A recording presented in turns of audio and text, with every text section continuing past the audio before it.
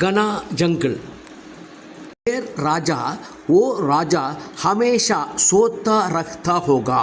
जंगल का पेड़ काट रहा है। एक खरगोश दौड़कर शेर के पास आया और बोला, राजा खतरा है, एक आदमी जंगल में एक पेड़ काट रहा है। शेर गुस्से में खरगोश को मारते हुए कहता है, तुम पागल हो, तुमने मेरी नींद खराब कर दी। जो आदमी जंगली पेड़ को काटने लगे।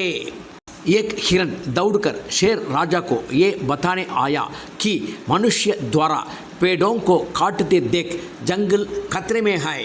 अरे मूर्ख, मैं जंगल का राजा हूँ, तुम मुझे सोने नहीं देकर मेरे लिए मुश्किलें खड़ी कर रहे हो। शेर ने गुस्से में कहा और हिरन को भी खा गया। पेड़ काटने वालों की संख्या बढ़ गई है।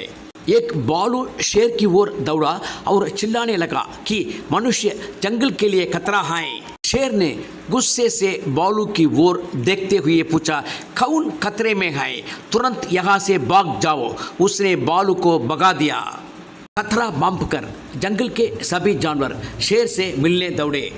गुस्से से दहाड़ा और सभी जानवर कांपते हुए भाग गए।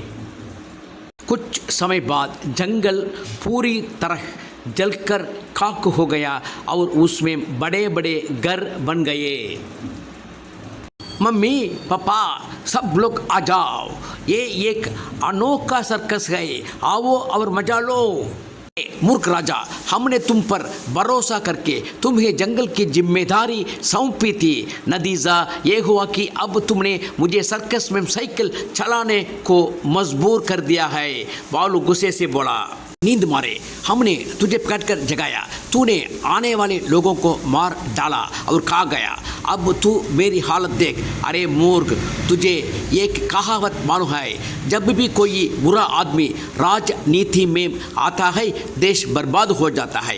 जब भी कोई आदमी जंगल में जाता है जंगल बर्बाद हो जाता है। तू भी ये नहीं समझता मूर्ख राजा, बंदर ने गुस्से में कहा। सोच, मेरी हालत तो उससे भी ज़्यादा खराब है। तूने जब कहा था तब मैं सो गया था। जिन्होंने मुझे बताया था मैंने क्रोध में उन्हें की खा लिया। अब कर्तव्य न मानने वाले राजा के कारण जंगल भी मिट गया, जानवर भी नष्ट हो गया। मैं तो जोकर हूँ, लोगों को हंसाता आया है। शेर चिल्लाया। का नैतिक ये है कि ये समझ लें कि जो भी व्यक्ति अपने कर्तव्य से विमुख होता है, चाहे वो युवा हो या वृद्ध,